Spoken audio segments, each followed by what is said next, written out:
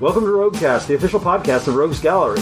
We'll talk comics for the week, as well as whatever news is on our pop cultural radar. I'm Randy. I'm Nick. This is Dave. And now, on with the show.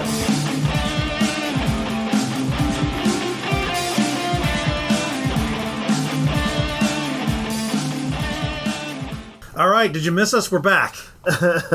We actually did have a few people say, where was the podcast? Well, there was a snowstorm in Austin. Yep. And we weren't here. Yep, we hid out from the ice, and when we crawled our way out days later, and had to fight the ice tigers. The sewer mutants. Frost-covered sewer mutants. That had gotten loose. Yeah. Eventually, we did make our way here, unpack the comics, and we now everything's back running again. You guys had adventures. I watched ER. Did you not find any sewer mutants? No, we didn't have any sewer mutants. Oh, you missed some sewer fun. Wait, did you watch an actual ER, or are you watching the new fake ER? I'm watching technically both, but we're making our way through all 15 seasons of ER. Goodness gracious. Yeah, it's a lot. It's a lot of ER.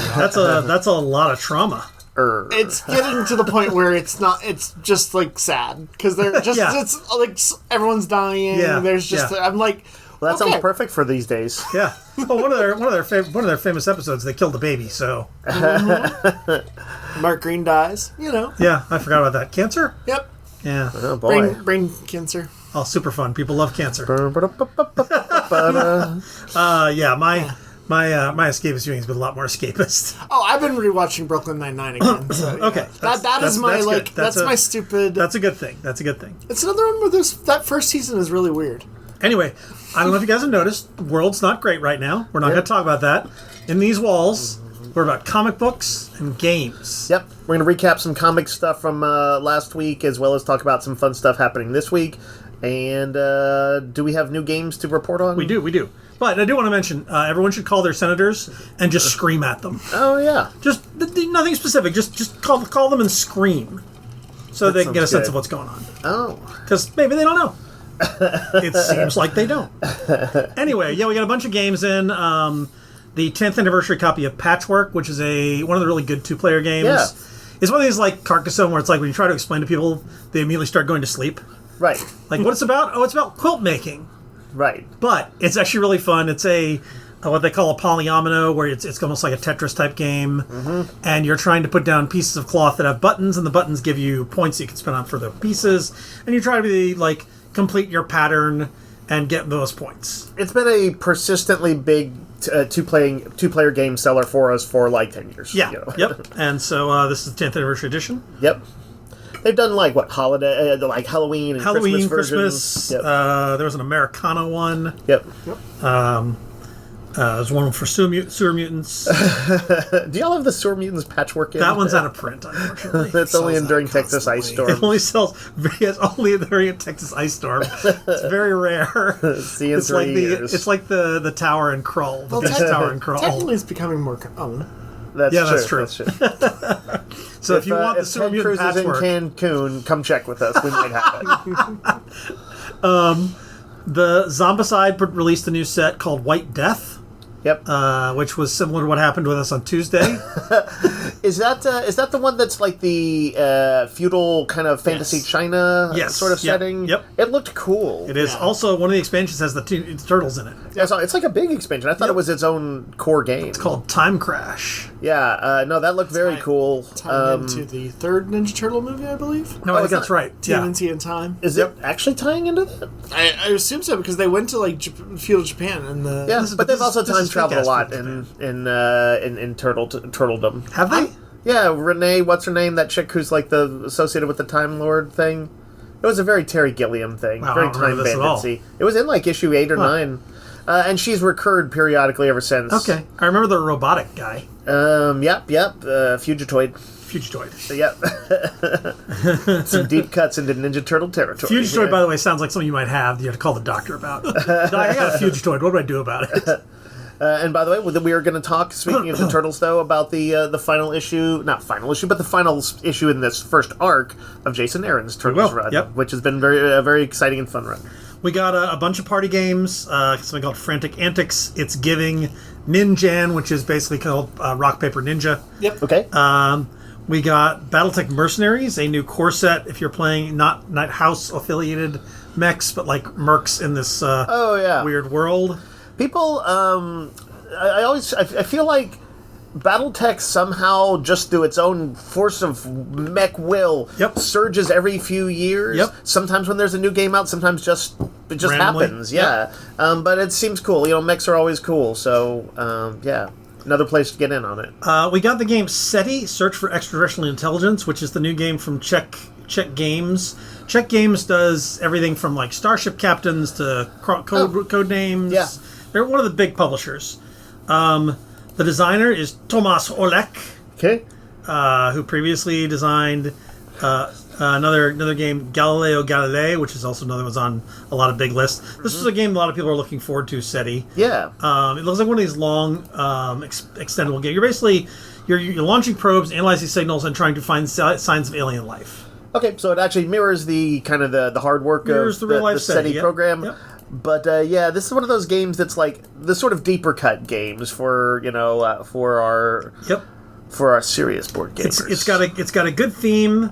It's apparently very replayable. It's got a very good rating on BGG at 8.4. That's huge. Yep. And it's one of these like plays somewhere between an hour and 3 hours, depending on who you're playing with. Okay. But that is definitely adult like me could drag it to 4. one of the big releases of the year so far. Yeah. One of the other big releases of the year so far. In both these cases, we got these in and they sold out immediately, and then we got them back in. Lord of the Rings trick-taking game. Yep. Dave, we were talking about this before we podcast. The trick-taking is kind of hard to explain unless you know what it is.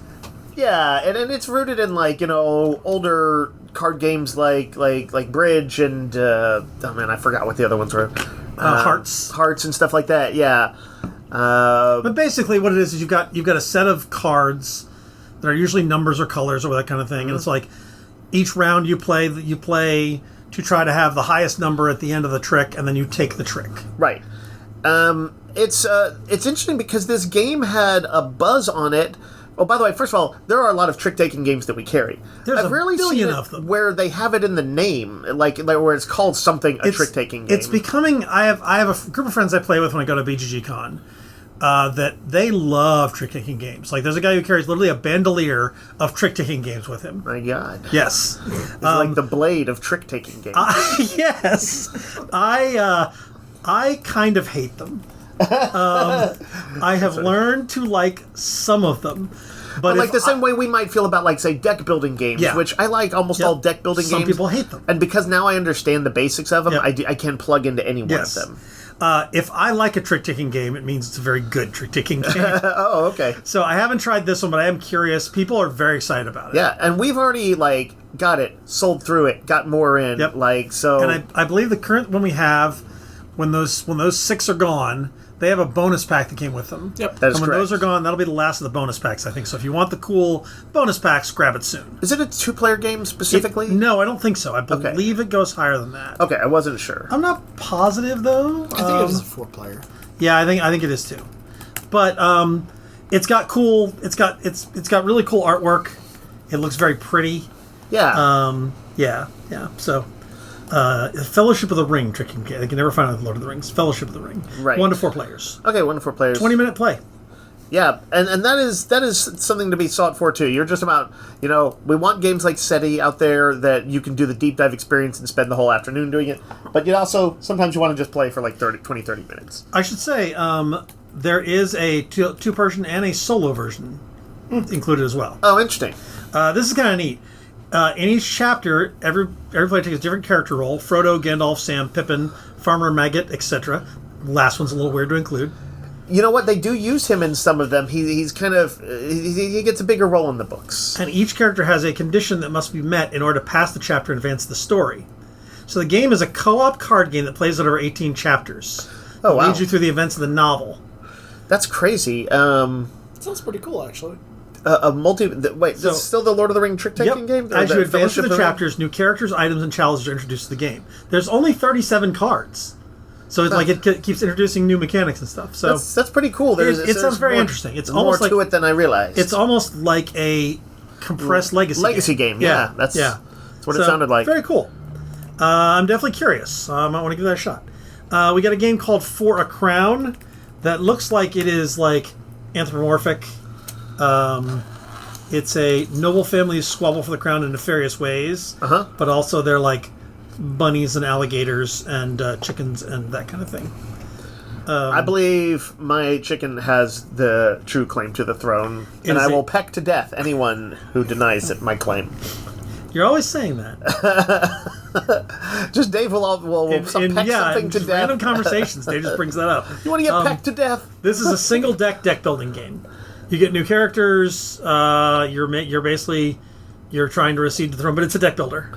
Okay. After 4 rounds, the player with the most rubies wins. Okay, that sounds kind of interesting. Quick and dirty instead of a take your opponents out, it's a most points to win. Correct.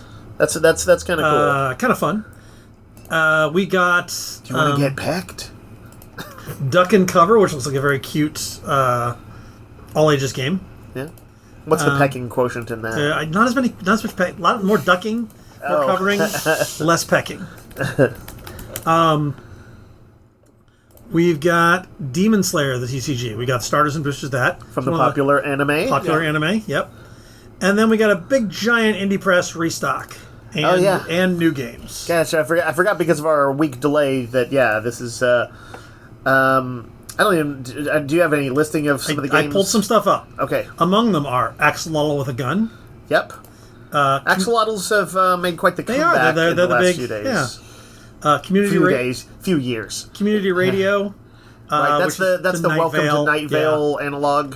Dino Car, which is a car where you draw dinosaur cars. Yep, it's one specifically for the younger players.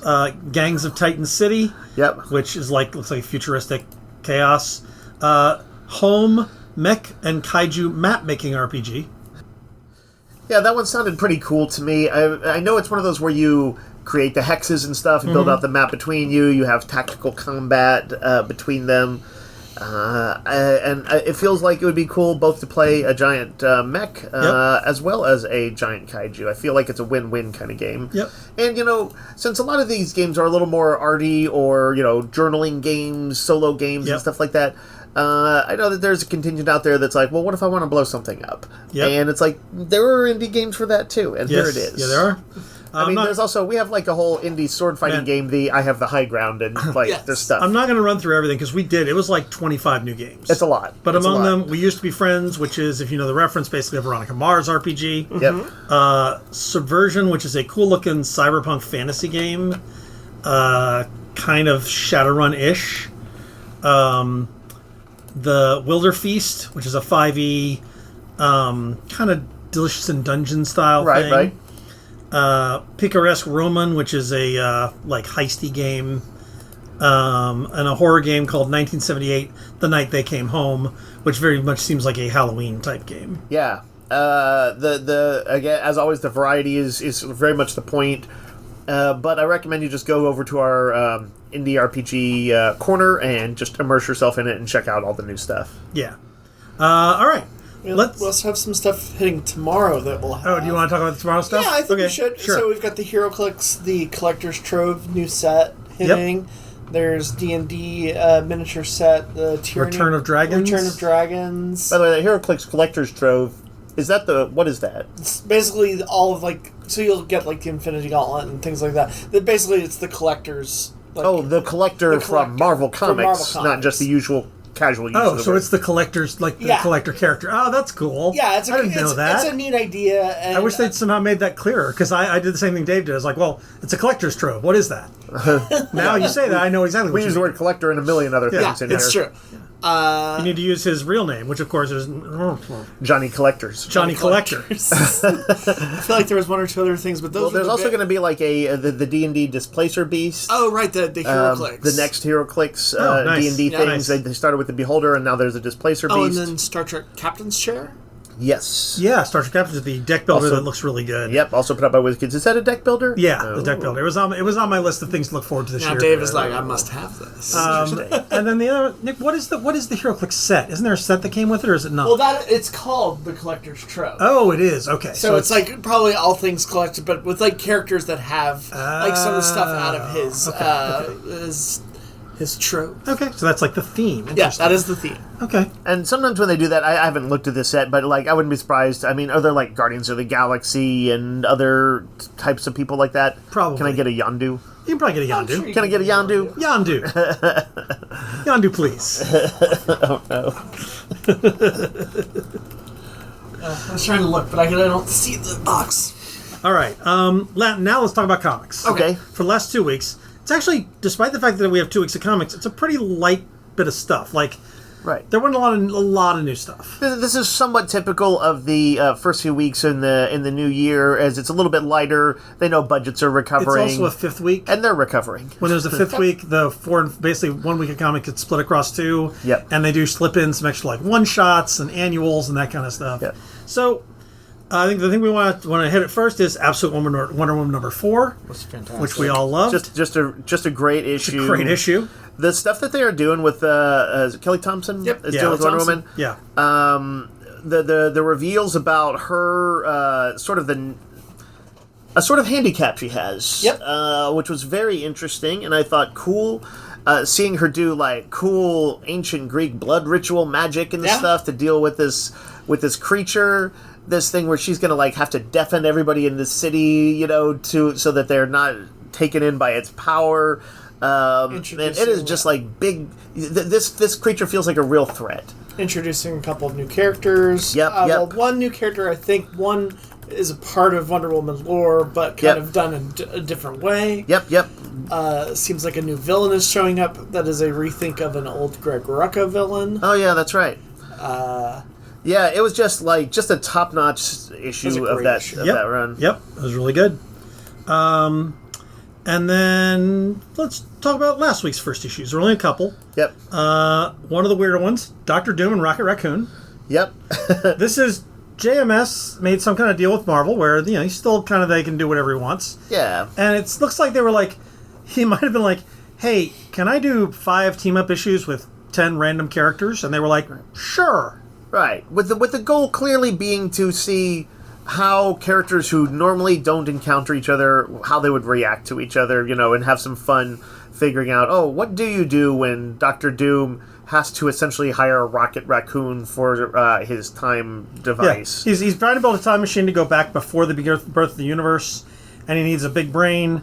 And although it's not always played up, Rocket Raccoon is supposed to be one of the smartest beings in the universe, right? Like an engineering savant, basically. Yeah. He is supposed to be on his levels. There's a line in Avengers Endgame where he talks to Tony Stark and he's like, "You're only a genius on Earth, pal." And I think there's some of that here, where basically Rocket. That's a little bit like saying, it's like, well, at your small hometown school, you were the top, but Rocket is clearly on an intellectual level that Dr. Doom respects, which is hilarious. Yep. And also, I'm not entirely sure I like it. Yeah, I agree. It's a little goofy, but what JMS does do is he finds some interesting things within those moments. He does. Weird points of connection between them, places where they don't connect. It has a little bit of that goofy buddy comedy thing where it's like, obviously Doom is kind of like the tight-ass straight man, and Rocket Raccoon is the slob in this case. But it's fun, and I think some people are going to enjoy these. I forget who else he's JMS. It's Volstagg and the next one is Captain America and Volstagg. Yes, that's fun. And then Nick Fury versus Fin Fang Foom. I'm excited for that one. What if that whole thing is Cap saying, Volstagg, you really should trim down. I'd worry about you getting diabetes or something. The other ones are Hulk and Doctor Strange, which is the least weird one of all. Right, of them. they've been on the Defenders together. Then Ghost Rider versus Galactus.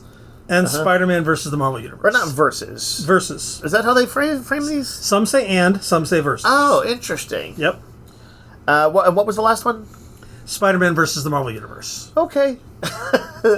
Yeah. This is a showpiece for his writing. If you like JMS, and I don't know how if everybody knows that name nowadays, but he was biggest in the '90s for Babylon 5. Yeah.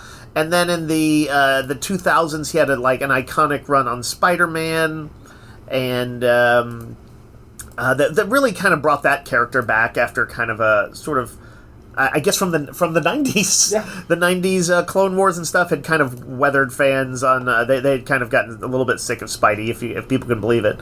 And JMS did a good job bringing that back. So I think he's always going to have a certain cachet from Marvel because of that. It's a fun one shot. It's worth looking, and I think if nothing else, you can't say another one of those. It's true.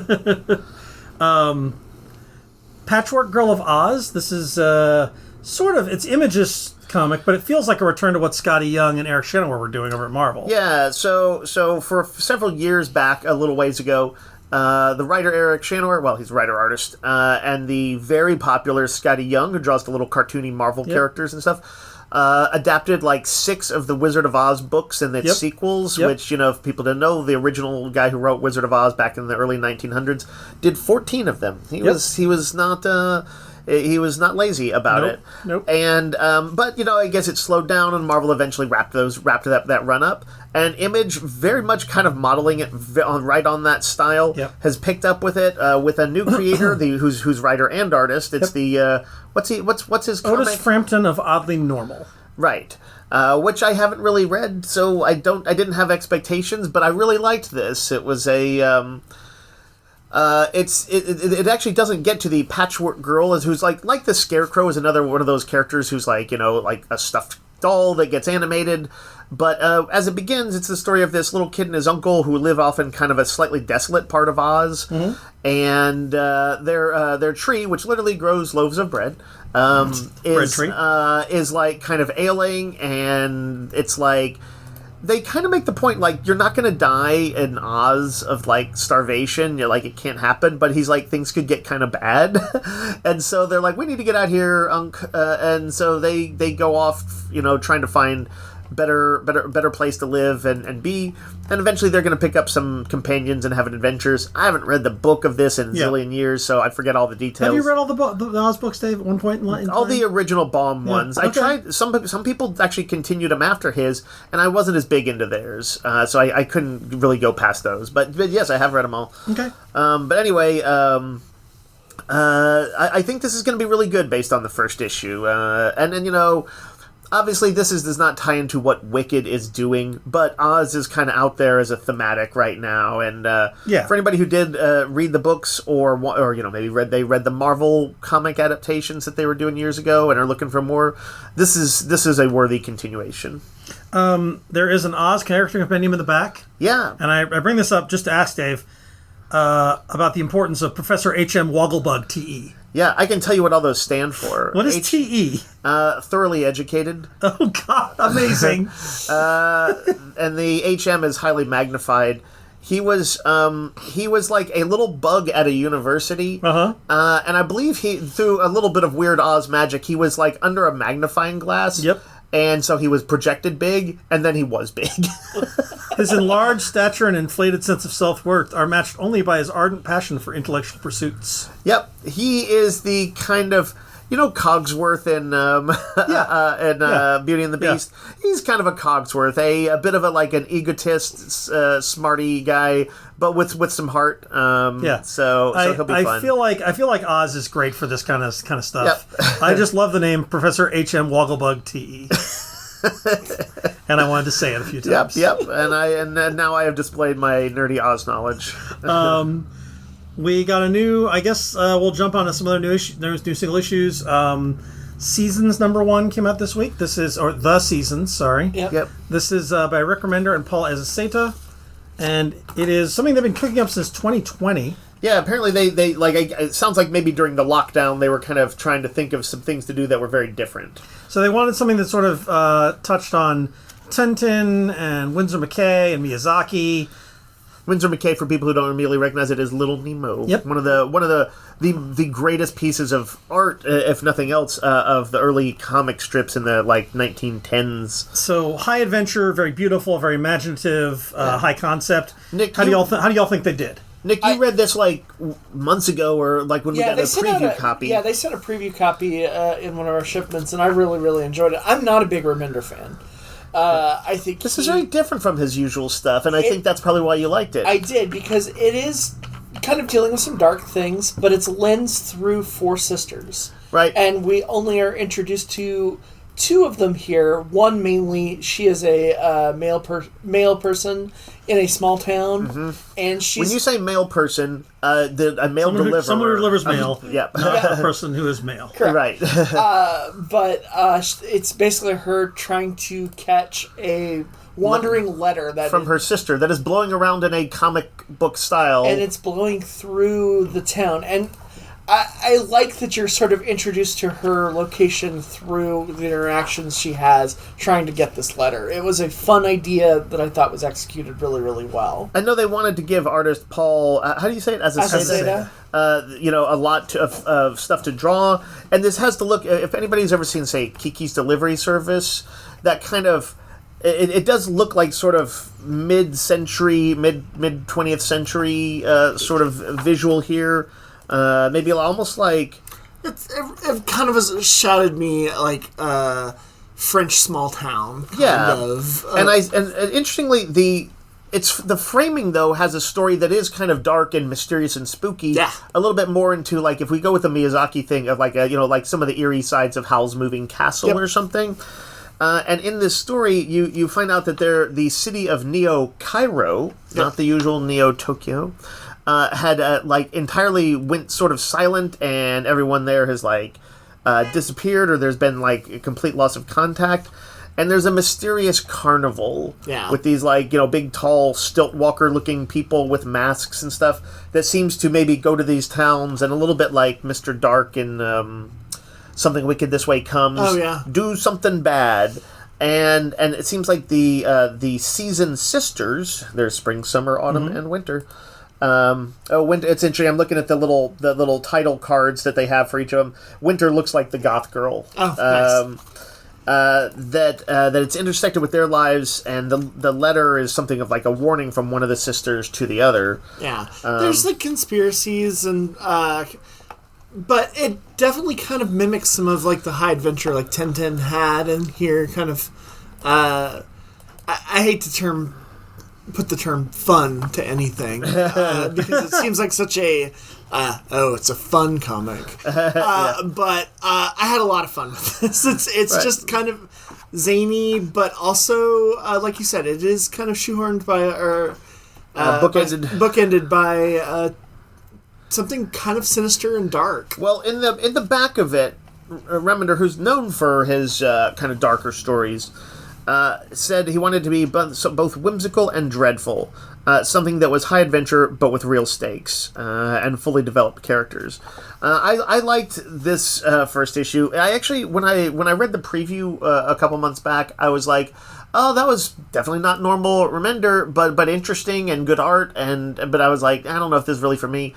On rereading it a little more closely when it came out, I'm more intrigued by it, and I want to meet the other sisters. And it's kind of a cool vibe that really isn't like anything else. Yeah. So agreed. That is The Seasons. Yep. That's kind of the big release of this week. Yep. And then we have images in our book called Blood Train #1, which is a one-shot, I think. Or is it? It's an oversized book. I assume it was a one-shot. I thought it might be multi-part, but let me look and see if there's the end on the last page or not. That's always the answer. It looks like... Oh, wait, is this... it is. It's a one-shot. Okay. So, yeah, what little I know is kind of what I found out when making the sign, but it did sound kind of interesting. You've got, 4, I think, college students maybe who are backpacking through China and might have come across something that was, cursed, infectious, but maybe cursed too. This is definitely veers into horror territory. Okay. And they've I think got close enough to Russia that there is a real train called the Siberian Express or something like that that they are taking home when whatever came back with them manifests and the shit hits the fan and horror things happen. Blood Train. So then it's welcome to. If it was the trailer at the very end, I'd go, welcome to the Blood Train. To the Blood Train. Okay, but did we mention it has one of the writers from Supernatural on it? Yeah, too. yeah. And Bernard Chang on art. He's a good artist. Yes. Welcome to the Blood Train. In fact, I think that Bernard Chang is the artist on Volstagg Cap. Oh, interesting. I know he's on one of the other ones that. He is also doing Volstagg Captain America. So well, I hope Blood at some Train. point And hopefully at some point that Volstagg will say, "Welcome ye to the blood train." And then he will eat a blood sausage. I don't like this issue anymore. We got a new Superman special, Lex Luthor. They did one for Lois Lane. Yep. That dealt with her sort of superpowers. Yeah, Lois Lane's one kind of revealed how she had gotten her superwoman powers. This one is tied into Lex's past and kind of what makes him him. But also it's also into explaining a current thing that's happening in Williamson's run, which is that Lex Luthor has lost all his memories. Right, and there's that sort of question of like, well, if you don't remember the dark past that made you who you are you that person? And also, there's a lot of are we sure we want... Like, Lex is reformed right now, and he's asked several people, like, are you sure you want me to have my memories back? I think that's a legit question. Yeah. And I think Superman might be a little naive in this one. I agree. In fact, I think Lex talks him into it. It was kind of amazing at some point. Talks him into what? Like not having his memories back. Lex or Superman flies down. Oh, right. Does his big Superman thing. Mercy is walking with Lex in the park after he gets tomatoed by the crowd. Yeah. Somebody throws a coffee at him. Like they all hate him. They're talking about Lex killed my brother, and he's trying to explain to him I'm not Lex Luthor, and Superman is talking to him, and he says, "Look, do you think the world is a better place with Lex Luthor in it?" And there's this great panel where Superman just he looks stunned, and he's like, "I gotta go," and he flies away.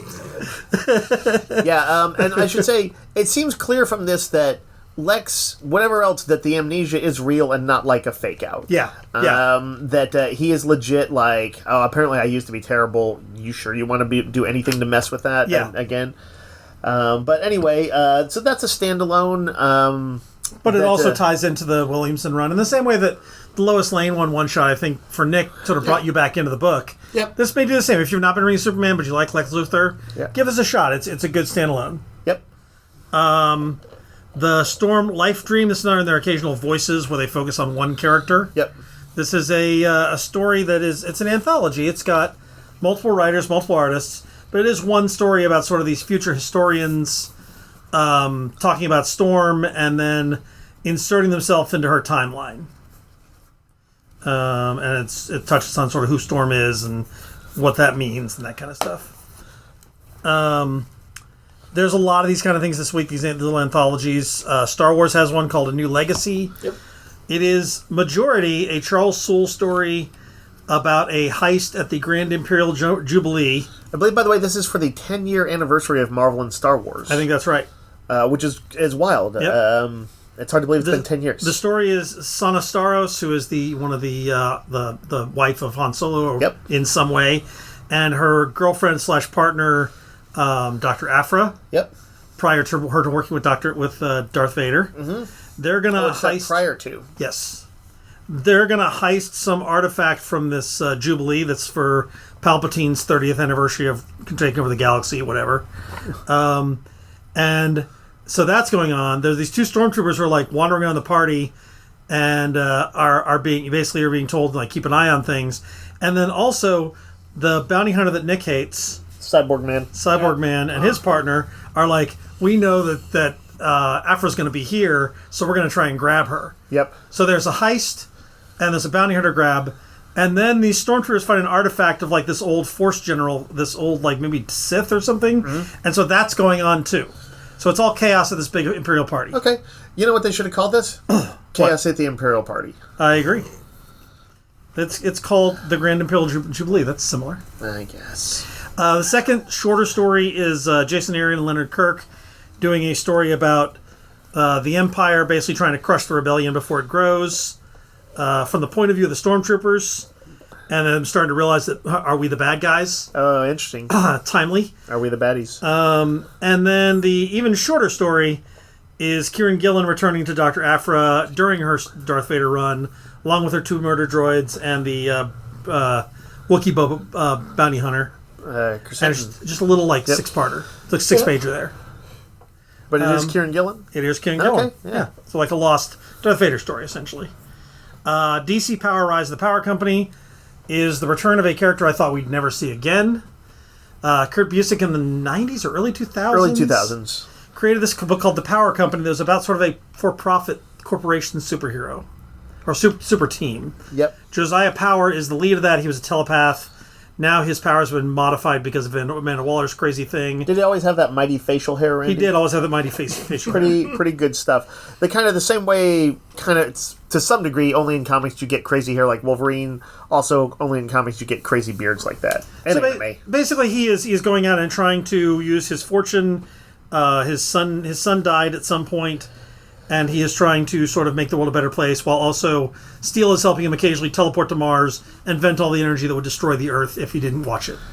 That's like Jack of Hearts over at Marvel. Yep. Except he's not banging She-Hulk. That's a decided downside to that. That's one of the stories. The other one involves a guy who had a ring of power from Black Adam somehow that lets him transform into a Shazam type. Yep. He has a thing with Vixen, which is interesting. There's a Justice League story that ties in an old Justice League villain with Cyborg and Joe Mullen in it. Yep. And then there's the Signal story. You know, if you cannot connect with She-Hulk, Vixen is pretty awesome as well. It is true. The thing, these were all solid stories. I'm most excited by the idea of them collecting Power Company because I read it and enjoyed it. Yeah, I remember Power Company being good. But I kind of like to see it all again, and I think it's been mostly completely forgotten. Yeah. He is trying to build a new one. In fact, he's trying to talk Black Lightning into the head of his company, and that's kind of a fun story the way they handle that. Last week we also had Justice League Unlimited #3, which I think we all liked. Did you read that one, Nick? I didn't get a chance to read the third. So because I think all of us were a little down on #2 after really liking the first issue. A little bit. And the third issue I thought was a swing back up.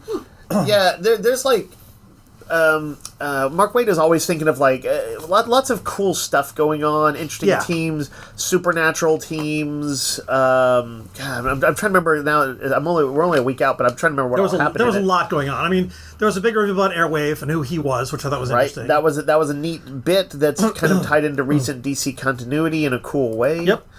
I forget all what was going on. I don't know, but it was good. It was good. Did they use Dr. Occult? Yeah, that's right. That was some of the magic stuff that was going on. It was like Dr. Occult and Zatanna, I think. Yep. But continuing to like Justice League Unlimited. I feel like, to me, as far as like team books go, it is like DC's flagship right now, and people should be checking it out. For sure. Also this week, some of my favorite books came out. Jed McKay. It's a Jed McKay Tuesday. Yep. X-Men #10, I think, is my favorite thing I read this week, and maybe this month. Really good issue of... kind of in the wake of the sort of, what do they call it? Raid on Greymalkin. Raid on Greymalkin, a title that we did not like. Nope. But we were not consulted. Nobody asked us. But yeah, they had taken, the old mansion and they had turned it into a prison for mutants, or these bad people had, and 2 X-Men teams went in and busted some people out, and there's some fallout from that here with, who exactly is it? Is it like, it's like a government representative? It's ONE. And what are they? The Office of National Emergency. Okay. If you want a better idea of why Cyclops is such a good character and how badass he is, this issue is the issue. This is the issue. It's him facing off with Agent Lundquist of the ONE, and basically showing him what's going to happen if they don't back off. Yeah, and I think we've all seen to some degree those kind of moments before. This one unfolds kind of interestingly because it's not like just one sudden moment. It's a conversation that they have. Yep. And it's intercut with some other stuff that's kind of cool. But there's a great But Cyclops plays hardball in a way that I have not seen him play hardball very often before. There's a great bit here. The agent is really frustrated. They're just sitting around having a beer in their Alaska headquarters, and the agent is trying to basically get Cyclops to give up all his people. Yep. And he's basically saying, "We've got you." And Cyclops says, "Yeah, you don't have any superhumans. Tell me, what did the Avengers say when your superiors asked them for help on this op?" And he says, "Do you see any Avengers here?" Yeah. I love that. I love how frustrated the guy is from the outset. Like, to him, he's sure that he's on the right, that he's the good guy, and he is so frustrated that Cyclops won't see it. Yep. And Cyclops just stands him off the whole time. Yeah, it's really good. It's great. If you're having a bad week around authoritarians, this is exactly what you need to read. Yeah. The X-Men are there to instruct us how to be subversive. Mm-hmm. It's true. The Moon Knight had its 4th issue. I'm still really enjoying that, too. Jed McKay Tuesday. Jed McKay. And then Jason Aaron's Teenage Mutant Ninja Turtles run Hits the end of its first arc with number 6, where all the turtles are together. They're in New York. They're being hunted by the cops. Yep. Donatello is still somewhat off. I mean, he does have a dead rat that he thinks is Splinter. Yes, he does. And none of them want to tell him. Yes. But it may or may not be actually Splinter. It might. It could be. The fact that this issue seems to potentially be narrated by Splinter, The dead rat. a dead rat, is interesting to me. But I like that they're going with that, though. It seems very kind of out there, but it's a little out there. But like It's at a the same little time, out there. you were pointing out, Randy, that this in some ways is the most traditional issue of it because it does have the brothers back together. Yep. They're a little bit still kind of snipey with each other, They're and fighting it's the not Foot Clan. But they're fighting the Foot Clan. A trap's sort of been laid for them, and it's like a big action issue too. But I feel like a lot of character stuff happens in Jason Aaron's action. So a good sort of wrap to what I think will be is basically the first arc of it, and I'm looking forward to seeing where he takes it next. And then what else we got this week, single issue wise? Well, did we mention DC's Valentine's Day special? Nope, I forgot about that. Lex and the City. Get it? Because Yeah. Anyway, it's the usual thing. There's like 5 or 6 stories in here. Just flipping through it, I saw it does indeed have somebody's date with Lex Luthor. There's a Harley Ivy story, a Mr. Freeze story, Beast Boy and Raven. There's and lots of good art in here too. There's characters for everyone if you're in the mood for love. And I think that's actually it for me. And then I had Hellhunters number 2, which is kind of a story about possessed Nazis going on a rampage in their own era. This is the 40s. With a 40s team composed of like a Doctor Strange, a Ghost Rider, Nick Fury, Peggy Carter, and in this issue we get to see Wolverine. How does Doctor Strange mix in? It's not Doctor Strange. It is somebody who has the Eye of Agamotto. So do they call themselves Doctor Strange? No. Oh, okay. He's something so else. You lied to me. But I mean, he basically has all of the Sorcerer Supreme kind of powers. Okay. He's a Sorcerer Supreme. But it's a cool idea, and this is doing things I wasn't expecting. So Johnny Agamotto. I've really enjoyed it. There's also a reprint of Uncanny X-Men number 131, which is the Prisoners of the White Queen Hellfire Club. Right, they're basically reprinting the Dark Phoenix saga in their single issue facsimiles right now, and this is issue maybe 2 of number it. 2. Yeah, and then for trade paperbacks, the first collection of the Power Fantasy, Kieran Gillen and Caspar Wingard's. I don't know how superheroes as superpowers. Yes, like world gods, superpowers, as gods, and gods, essentially. Yeah. I am excited. I liked it reading it issue to issue, but I feel like it's going to make a hell of a lot more sense when you read it all together. So I'm excited to do that. All right, let's take a break. We're going to talk about some trailers and some news, and we'll be right back.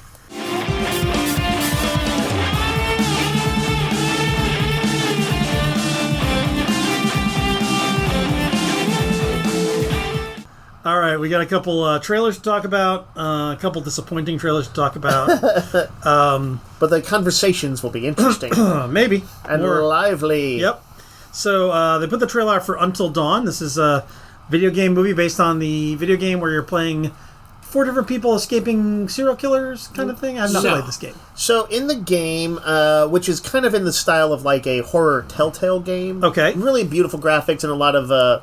like these great motion capture from Hayden Panettiere and Peter Stormare and Rami Malek. Yeah, it's true. They kind of some pretty decent names. But you had like a group of college type friends. Yeah, basically going to a ski cabin that on the 1-year anniversary of the death of one of their sisters. The sisters of one of the girls. Rami Malek's sister, isn't it? Yes, and they're kind of like, hey, let's go remember her and party and kind of, get past this. And it turns out there's like some serial killer that is like stalking them in the snow. Which may or may not have like some supernatural component. It's a big mystery as you play through the game. And you, the very cool thing in the game was that you would in each new chapter, you'd be playing a different one of these people. So you kind of played all the different archetypes of, like, in teen horror movies, like the nerdy guy, the queen bee, you know, and the jock, yeah, and all of that stuff. And I don't know about you, Nick. And you get to make decisions. And you have to make decisions, and you could potentially, I think, very unlikely, but I think you could win the game with, like, none of them having been killed, but there was a much higher likelihood that several of them were going to die. That's certainly not even remotely close to how I made it through. Nick, when you were playing it, did you find that even when you were playing the characters who were kind of the somewhat reprehensible people, that you started to identify with them though? I didn't want like the kind of like somewhat awful murder on any of them. Yeah, even the mean girl had a certain she had her story to tell. In this trailer, I wish them all to die. So here's the thing. So that was the game. Yeah. This has almost nothing to do with the game. It has nothing to do with the game. Even its conceit of like Groundhog Day, where they basically get murdered and then are brought back to life. Has nothing to do with the game. No, not at all. So yeah, so what this looks like is what is it? Some college type students looking or whatever. For a missing sister of one of them instead of which I'm like, oh, is this still some version of the video game story? But not really. They go to like this. Well, they're in a cabin, right? There is a. It's cabin. like it's not a cabin. It's like a weird house of some sort. No, it is kind of a cabin in the woods kind of thing. Is it? Yeah. And what happens is like you see through a series of rapid cuts that the first big night that they're there, they actually all get killed by some sort of creepy masked, slightly Jason looking killer, and then suddenly you see a time thing dial back, and it's like 8 hours earlier or a day earlier or whatever. And they're all alive again, and it seems like on each night some different horror menace will haunt and kill them until they figure things out, save the sister, whatever. I don't know, something like that. So it's like a Groundhog Day thing, but they already did Happy Death Day recently. And I think there's at least one other horror one. There must be another horror one. The trailer's also like super gory, like unnecessarily gory. Yeah. And like it felt a little unpleasant. Unpleasant, yeah. Yeah. I actually, so I can just see it potentially working on its merits. Happy Death Day is one of those things where I didn't think it would be particularly good, but it's a fun movie. It's a good lightweight horror movie. This has the feel of being like a different property that they didn't think would sell, and so they very barely mapped on a video game that feels had like a following. To me like either the executive or the writer or someone went, oh, it's a video game? So what if we played the idea of you can save and replay the game? Yeah. Like, that's what the whole concept seems to be. I mean, this is directed by David Sandberg, who's the guy who did Lights Out. And, I liked Lights Out. And Annabelle Creation, which was... Which one was that? I think it was Annabelle Comes Home is the one that I liked. Yeah, Annabelle Comes Home. I believe the Creation was actually pretty well received. It was the one set in the past. Oh, I watched that. I didn't. Yeah, I was not in love with it.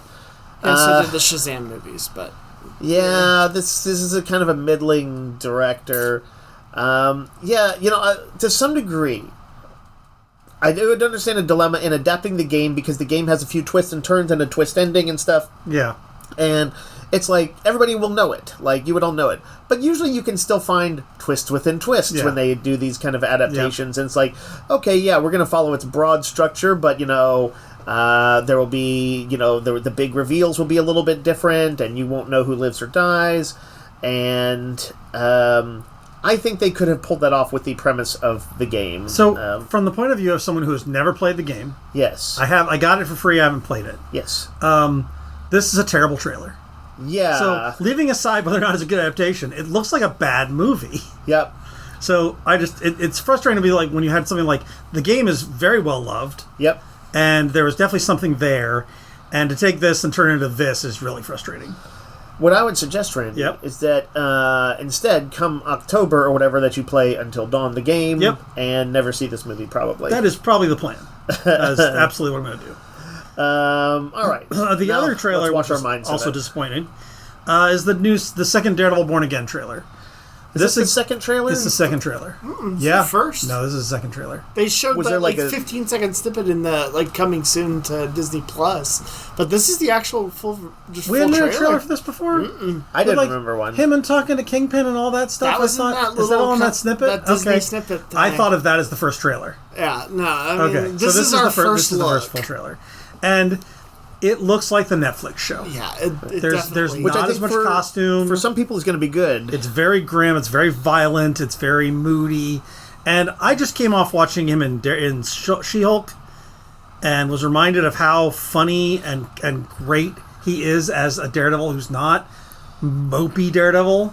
And to see him forced back into this again, I'm just like, I hope this is a trailer to win over the Netflix people who think the MCU is too jokey. I hope that's why it's being done. I hope so too, but I have a feeling that it's going to be... They reversed course. It's going to be more of the Netflix Because this, to me, looks mopey and dull, and it's 18 episodes, which the biggest issue with all the Netflix shows was they were too long. Yeah. And the biggest issue with a lot of the MCU shows, they were too short. Yeah. So, like, they've overcorrected in the wrong took the ways. wrong lesson? Yeah. You know what's interesting is if, like, what we think we see in here is, like, only, like, the first, 5 or 6 episodes, and then it's goes through some different stuff. You could almost, with 18 episodes... This could be 2 seasons, essentially, yeah. Yeah, you can almost go from the dark stuff up to, like, the sort of Mark Waid era, where he kind of rediscovered the Daredevil side of him again. Well, they're using, Andy Diggle's villain? Was it Muse? Not Andy Diggle. It's, not Charles Soule, or was it Charles Soule? Who did Shadowland or whatever? It was either Charles Soule or Chip Zdarsky. I think it was Soule. I think it was Soule. Yeah. And then Chip Zdarsky did the Daredevil Kills Somebody, which they're also using. So they're touching on all the recent Daredevil stuff because they already used Born Again at Netflix and kind of did it poorly. The thing I want this to be in the MCU. So I want She-Hulk and Spider-Man and all the other stuff, and this feels like a Netflix show. Yeah, it feels a little separated. It's kind of the same way Echo was. I thought Echo was fine. I'll never watch it again because it has nothing to do with the rest of the MCU. I know some people get frustrated. They hate how interconnected everything is. That is what I watch the Marvel shows for. Yeah. I want the continuity. I want the characters to connect. Or at least a reference. Just something, yeah. Yeah, in general, I think that it's mostly the strength of these things to have the shared universe. And that it's like, yeah, I understand the idea that you don't want to, writers don't want to be pigeonholed into having to have, like, X number of guest shots or Easter eggs or whatever. But I'm like, it's a shared world, and that's kind of what's unique about it. That's I'm like, what people are I here can for. See a violent martial arts movie anywhere. There's thousands of them. Yes. Yep. But a martial arts movie that had She-Hulk or Iron Fist or like other Marvel elements in it, that'd be something that they deliver that can't be had elsewhere. Yep. Nick, where did you end up on the Netflix one? Did you like it originally? I've watched the first 2 seasons. I don't even think I watched the last one. I don't think I watched the third either. I really liked it at first. I love Charlie Cox, but I've never gone back to it. The casting is great. Yeah, I'm glad that everybody's back to play the roles. Yeah, I love the Deborah Wool. But I was hoping we were going to get better writing. Yeah. And, I mean, this is all based off it's all based on a 2-minute trailer. But it's not a good trailer. No, and hopefully it's just a poorly constructed trailer that doesn't show exactly what the show is. But I have a feeling that this is what the show is. I'm a little worried that basically the downturn that happened with MCU TV and the movies, that they're trying to reconnect, course correct, reconnect, and they decided to try and aim at these nihilist assholes who love all this stuff, and I don't want that audience. I'm sorry. I'll talk about it later, but I rewatched Falcon and Winter Soldier and She-Hulk, and I was like, both these are not only good but great. Yeah. And they've got issues, sure, but like they got shouted down as if they were DC Extended Universe crap because they weren't at the level of what everyone thought they wanted from Marvel. And so now Marvel was like, well, now what do we do? And I'm like, keep doing what you're doing because what you're doing is good. Right. But if the audience isn't there, the audience isn't there. I have heard enthusiasm from some quarters for this, and I think, like the Netflix thing generally was well received, Some people just want Daredevil to be violent. It's just like some people just want Hulk to be strong. It's lazy. They're also giving us White Tiger, which we briefly see, which is a cool idea. Yeah, I don't know. I'm disappointed by this trailer. I thought it was that was a letdown. I thought it was unimaginative and kind of dull for what back when they could have done. I didn't even finish watching the first season. Yeah. So I was I was generally not watching the Netflix stuff at all. I needed it for me to watch to be like closer to the one we saw in She-Hulk or some interesting new hybrid between the two. Yeah. So at this point, I would only catch this if people tell me it's good. Yeah. I mean, I'm gonna watch it. Did they do Bullseye in that final season? They did. They did Bullseye. They've done Born Again. They've done Bullseye. They did Elektra. Apparently, Bullseye's coming back. So. Yeah, but they grabbed a lot of the stuff and they did it kind of wrong. Only Colin Farrell is Bullseye to me. At least he was a fun Bullseye. That's true. He was a fun character. You put the fear in him. Anyway, all right. Last bits are news, not trailers, but Sebastian Stan has been cast as the lead of the Reckless movie. That is the Ed Brubaker private investigator series that he did with like 4 or 5 graphic novels. Rockford Filesy a little bit, but also like 70s detective. Where is this supposed to? Is this a movie or a show? It's a movie. Okay, I think that's perfect casting. Yeah, I agree. I think you can totally do it. And then a couple bits of Robert Eggers news, one of which is a little weirder than the others. Yeah, and we're going to talk about Robert Eggers' Nosferatu. We are in a minute. Yep. But first, before you say that, did y'all see that interview where he said that he doesn't want to direct any movie set in like the modern world? Yeah. Like he's like to me it sounds like death to like film a scene that has a cell phone or a car. Yeah, I saw that. And I was like, man, that's hardcore and kind of weird. I like it though. One of these things that we're going to be talking about with him is at least ostensibly set in the modern world, or at least began there in it. But yes, his upcoming projects. What do we got? So Werewolf. Yeah, or something like that. It's spelled WERWLF. Yep, or ULF. Yeah, or I said ULF. I heard WLF. Like we're wolf. In my You kind of just blaze through the end of it. He's going to do a werewolf thing. Yep. Sure. Yep.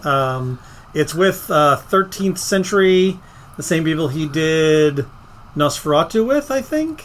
Probably. Sounds like. Oh no, it's 13th Century England. Okay, so it's. The question is, who will Willem Dafoe be in this one?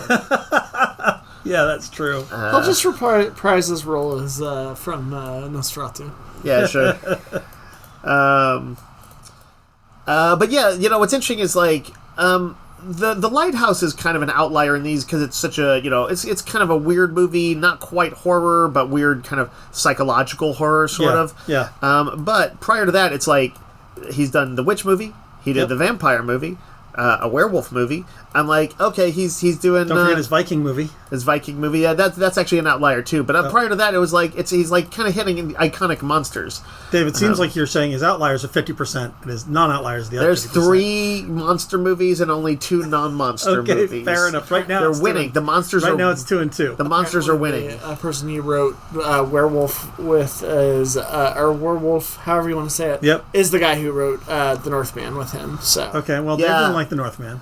But then I kind of came around a little bit. Oh, really? Okay. Yeah. All right. Yeah. You told me it was the worst movie ever. That's a discussion for a future time. I mean, I have to watch The Northman? Yeah. Oh, interesting. So, I watched The Witch, and I didn't really like it. I can't say I hated it, but there's it's interesting scenes throughout it. I'm like, this is not for me.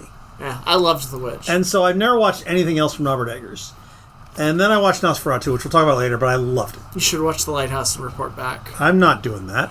It's bizarre. You should watch The Lighthouse. All right, now let's talk about his other weird movie. So, but he's doing werewolf, 13th century. Yep. Anyway, when is the creature from the Black Lagoon? Robert Eggers, you need to get on it. So on to Dave's theory that he makes monster movies and the others are all outliers. Yep. The other 50% of his output is an outlier, the Labyrinth movie. The other 50% is Muppets. That's adding to the other half of his outlier. He's also going to readapt the Muppets Take Manhattan. David, I believe your theory is that the monster movies are the real Robert Eggers, and this is fake ass Robert Eggers. That's right. Okay. No, so yes, he will be doing a sequel to Labyrinth. A new Labyrinth film. And that is a weird thing to me because very weird for many reasons, but he's never done anything that's all ages. Nope. Certainly never done anything with sort of musical elements, which it had. Anything with Muppets per se. But given how sort of sensual a lot of his movies are, like the whole thing with the baby, the woman who was it? Jennifer Connelly. Jennifer Connelly. I bet it's going to be like an adult Sarah. Yeah, and it's going to be like they're going to go even more into the weird psychosexual thing with the Goblin King and her and. Now it sounds like a Saturday Night Live spoof. You remember when they used to do those like Wes Anderson's X-Men trailers? Yeah. This sounds like a Saturday Night Live spoof. When this came across my feed, I was like, guys, stop posting fake news. This is fake. I saw it a few weeks ago in the rumor mill, and I was like, there's no way. There's no way. But it turns out there's a way. There's a way. And he is one of the things that makes Labyrinth notable is like it's a very specific vision that Jim Henson had. Yeah. And there's no doubt Eggers is a vision guy. He has a visual, and he has a mood and style and really great cinematography. And so I feel like he could be the right guy for this. Yeah. Incidentally, I like Labyrinth, but I've never loved Labyrinth. Same. So maybe he could better it. Who knows? We can't bring Bowie back. The question is, will the Goblin King return? If so, is there any other rocker who could do it nowadays? Do you have some gender bending? Do you, is this, is it time for, I don't know, Billie Eilish to play the Goblin Queen, or somebody like that? Because I kind of want him to do at least sort of what he did, where Bowie sort of did all the songs in it. He did all the music. And everybody knows there's really only one good one in there. It's the little baby song, the little dance, baby dance song. And I bet they could better that. They need to find somebody who can both act and sing. Anyway, that's what I hope they do. Who knows? This is a bizarre pair. It's weird. It is very weird. I don't know. I just don't know. Yep. And will he? And is it going to have puppets and stuff again? I don't know. I can only assume it will. It'll have a prosthetic penis fully developed and puppeteered. I don't know if people know that there's a on-screen genitalia in Nosferatu, and Randy wasn't being completely random. I think that was a pretty big thing. I had heard that even before seeing it. I don't think it's the weirdest thing I've ever said on the podcast. That's also true. All right. Let's go ahead and take a quick break, and then we're going to come back and talk about some topics.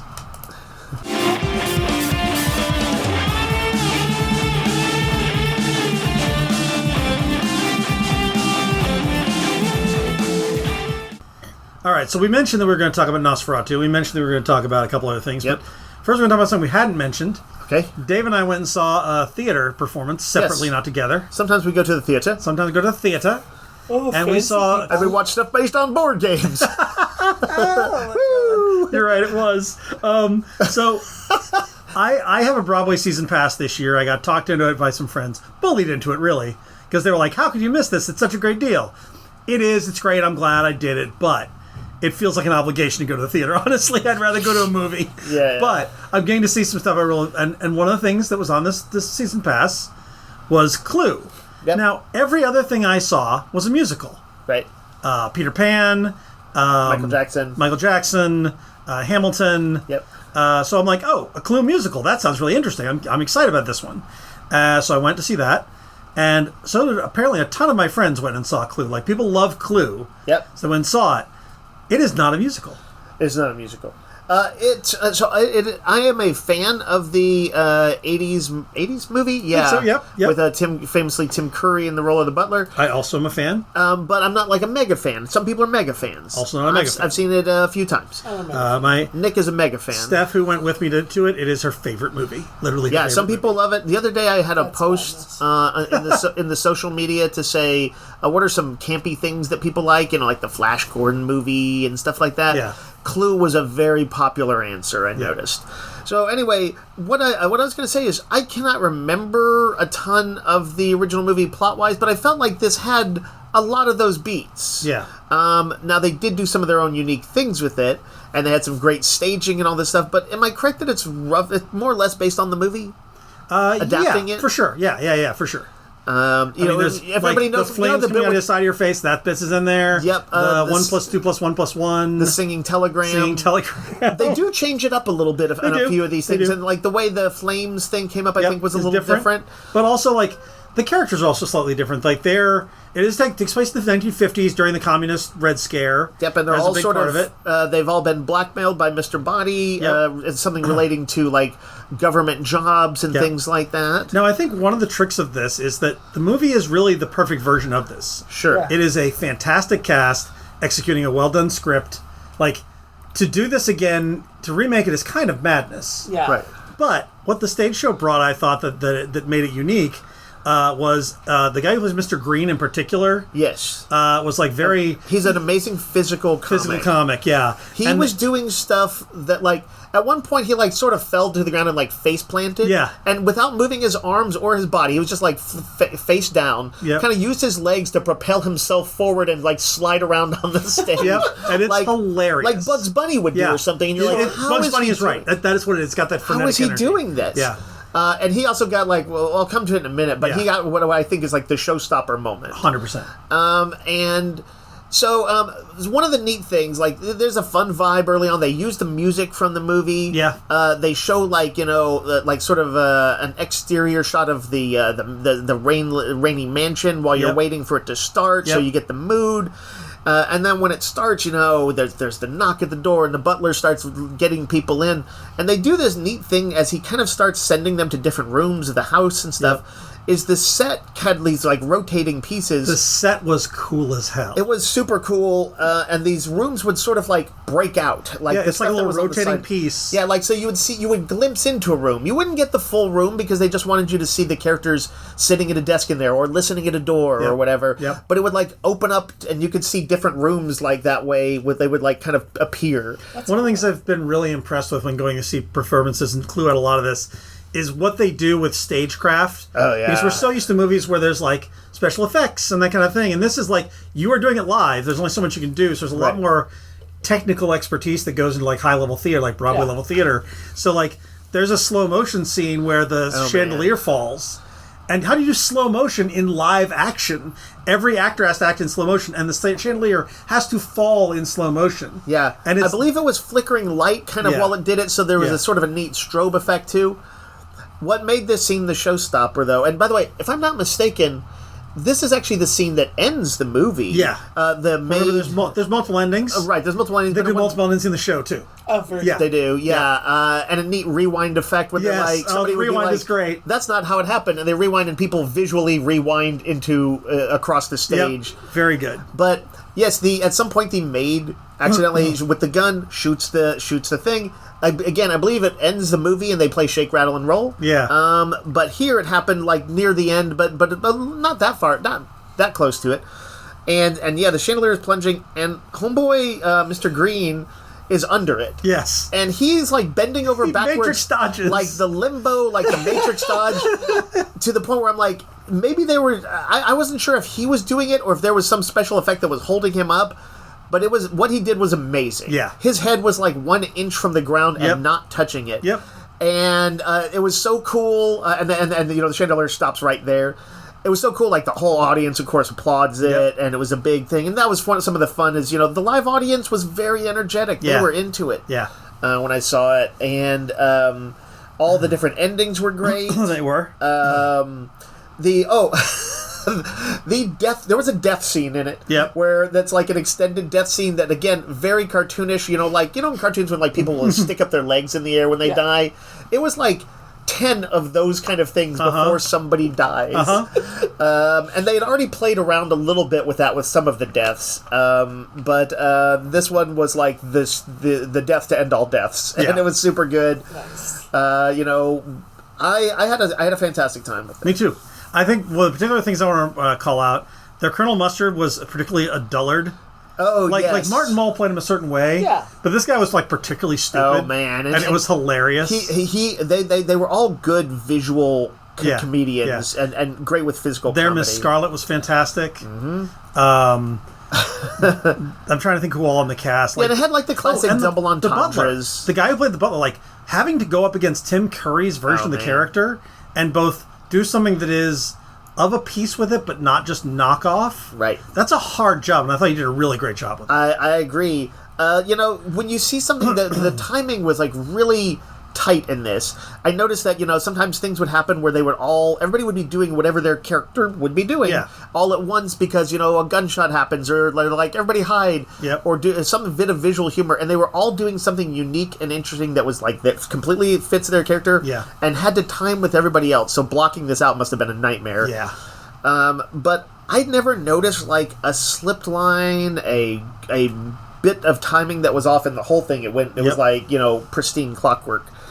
Now, Dave, let me ask you. Yeah. Maybe I'm a Philistine. Okay.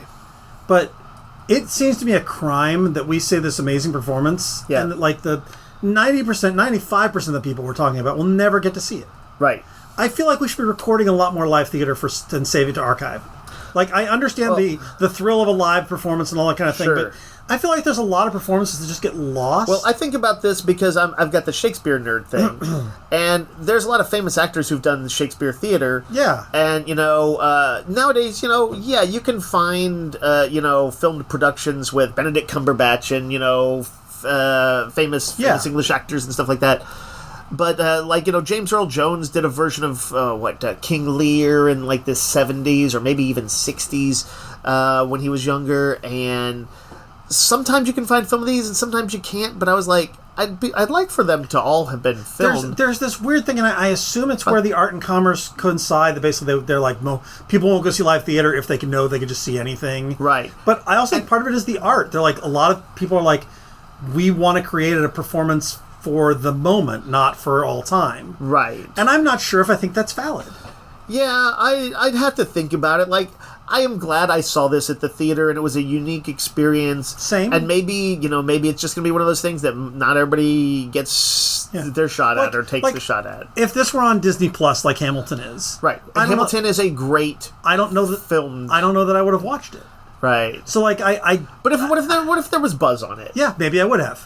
And I just feel like we're losing a lot of great art to this idea of only doing it as live theater performances. Yeah. And I feel like there's something in the like theater culture. But there's theater people out there that are like, no, we want people to come back out to the theater. Sure. Unfortunately, these are expensive things. And the thing is, like, people don't have money. Right. And, these kind of, like, the bigger Broadway productions are particularly expensive. Yeah. You can find a play in town and go to it for cheap or free, depending on what the play is. Yeah. But a play of this kind of caliber, the kind that has an elaborate production, that's going to cost you, like, $100. I mean, here's the thing, and I'm not, again, I don't want to be a Philistine here, but, like, Kickstarters, when they do things, like, there's a tier for, I want to support the thing, I'll get the PDF version of it, or the digital video version of it, that kind of thing. There should be, if people want to do, if the funding for Broadway shows is difficult, which I don't think it is, but if they want to be able to reach people who can't afford Broadway in Austin tickets, or Broadway wherever you are, or Broadway, there should be a thing where I'm like, hey, can I pay $100 a year and get access to videos that you're going to make of all the shows you're doing for the season? So there is a theater channel, but it doesn't have very much. I don't know. Yeah, I don't know. I looked at it, and it's like, what I want is, like, I saw Waitress, the musical. Yeah. Loved it. Can't ever see it again because there's no video of it.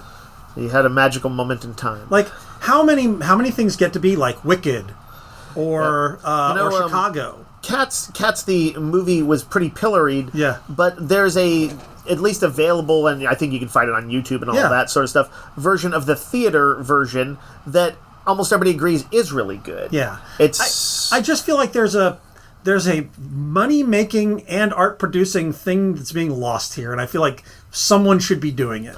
Yeah. Randy wants people to see Clue? I want people to see Clue. He really wants people to see Clue. Yeah. I want to see Clue. Well, you can't. Sorry. But that's some of these tours revisit. Yeah. Anyway. But it'll be an apocalypse. Sorry, it's a weird rant of mine, but it's something I've been thinking about every time I see one of these theater performances of like, oh, I really like that. I'd like to rewatch it. Oh, right. I can't do that. I'm sure our theater friends like Bo would be like, hey, Randy, get more people to go to the theater with you. That's the big trick. Sure. Also go to the theater more often. Yes, well, they all have tons of money, of course. So yes. It'll be easy for us to do that. Because I'm not saying let's not get people more to the theater, but maybe like hey, this person who doesn't go out very much would still like to contribute to your performance and see it from their home. No. That is the answer I've been getting, Get off the damn couch. All right. Let's. That's not even necessarily my stance, but I'm going to be very vehement I like it. for purposes you're of this. You're standing in for the theater That's community right. at large, That's Dave. right. I'm here for him. You are Dave Farabee, TE, theater experiencer. Nice. Well put. Nosferatu. Yes. So, you know what? This is actually in some ways a very theatrical movie.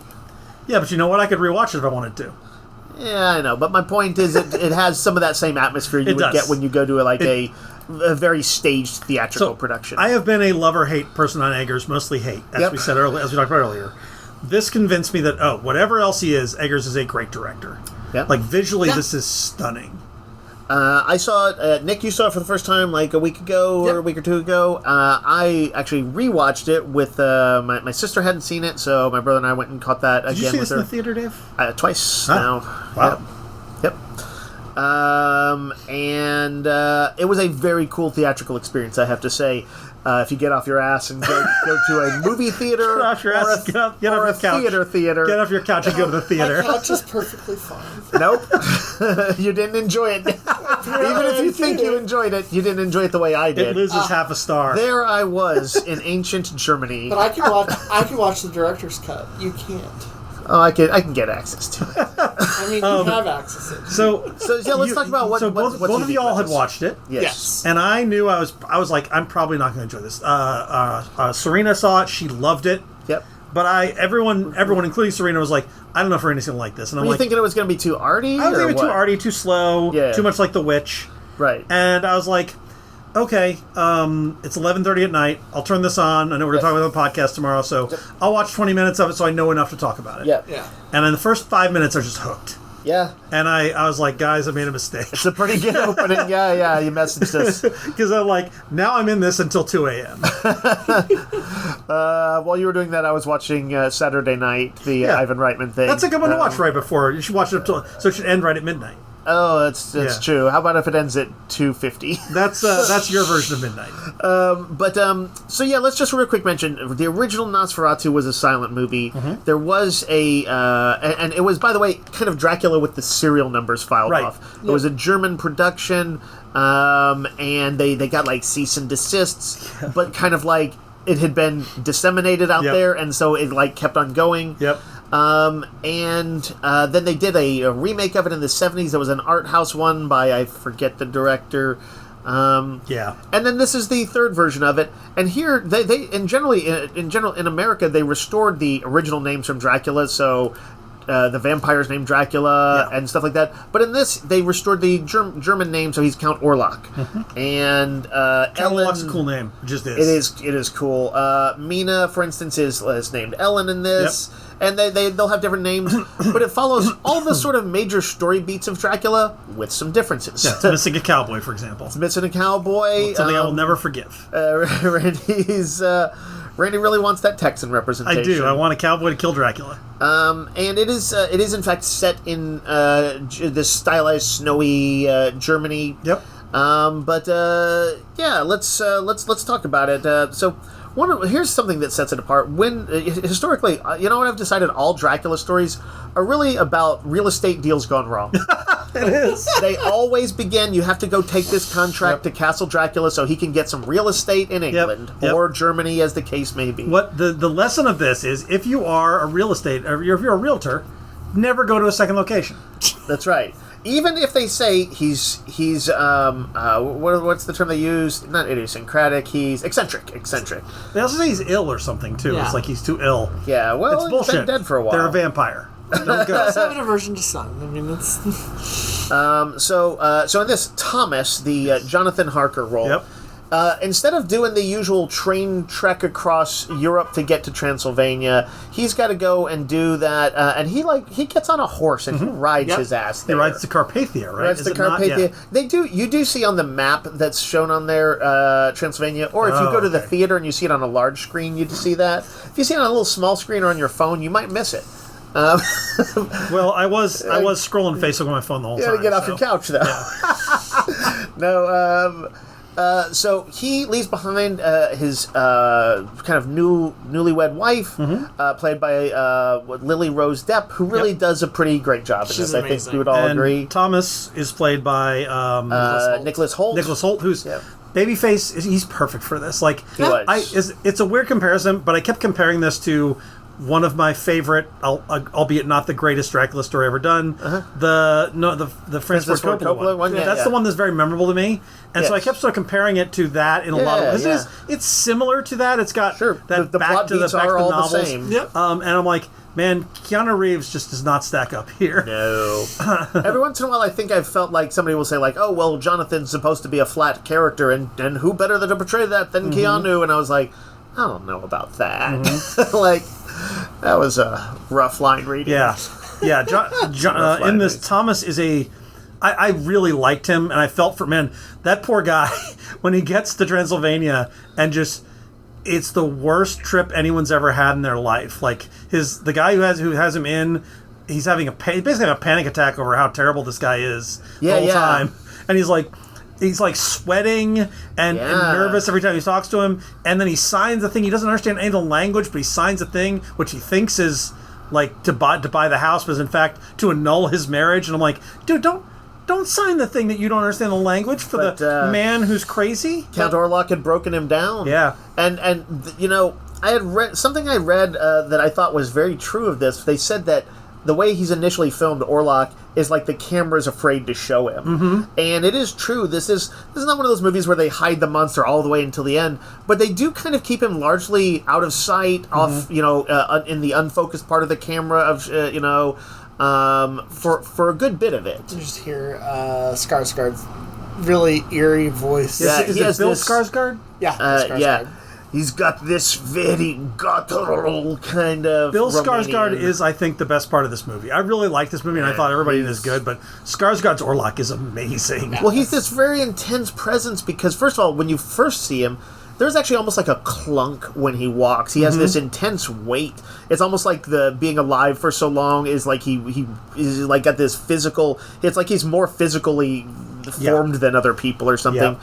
And he has, as people may note, does not look like the sort of verminous rat face of the original Nosferatu or the traditional sort of handsome Dracula, but kind of I guess I might say kind of dangerous kind of handsomeness of a sort of like ancient kind of a Russian Cossack warlord. Yeah, Cossack. Yeah, like that's the vibe. Well, he's got this big mustache. He's got a big mustache and wears these big furs and stuff like that. He's very tall. He's very muscular. He if you contrast him with Nicholas Holt's sort of more like dainty form, like it is very much. He seems like this giant, towering, masculine threat. All versions of Harker kind of. There's a sense of emasculation in the face of Dracula, and it's really played into in this because there's what I think is one of the more interesting plot elements that I don't believe is generally in previous Nosferatus, is that Ellen, the Mina character, like when she was a kid, they don't say when, but almost like when she was like preteen or in her teens, she said she like was lonely and it was unbearable, and she called out. And somehow... What's she supposed to be like? Because I thought that was the opening of the movie. It is. So she's not a teenager at that point. I thought she said when I was a girl. Yeah, she's like a young girl. She's still a young girl, but I think she's like in her teens. I guess that is the scene that begins it. That's what I thought it was. Yeah, okay. But she has called out, and she is like what Orlok is responding to. Traditionally in Dracula, he wants to come to England as like new hunting grounds. Yeah, and also like sometimes she's a reincarnation of his lost bride or something. Right. None of that is here. Right. This is more of a like Mina when she was having her like sexual awakening as a girl in this sort of restrictive period. Yep. She called out to the spirit who found her. Yep. And he is sort of tied into her needs as a woman. It seems clear that sort of on the sort of dreamscape, the mental plane, that they have had sex before. They've had psychic sex. But it's never been consummated physically, and so Orlok is there for that. He is drawn to her, and like I believe the original Nosferatu, he does. He like brings this plague of like rats, and like literally there's a break of the plague in the city. Yep.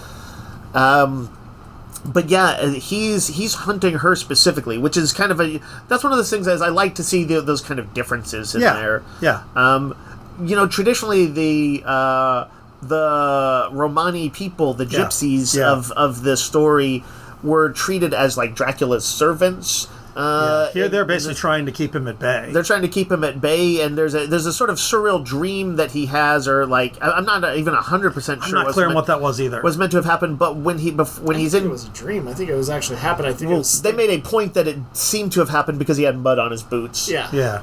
But yeah, he's at the inn, the usual place where they say, please don't go to Castle Dracula. You're a Western person. It's dangerous here. Get the fuck out. Yep.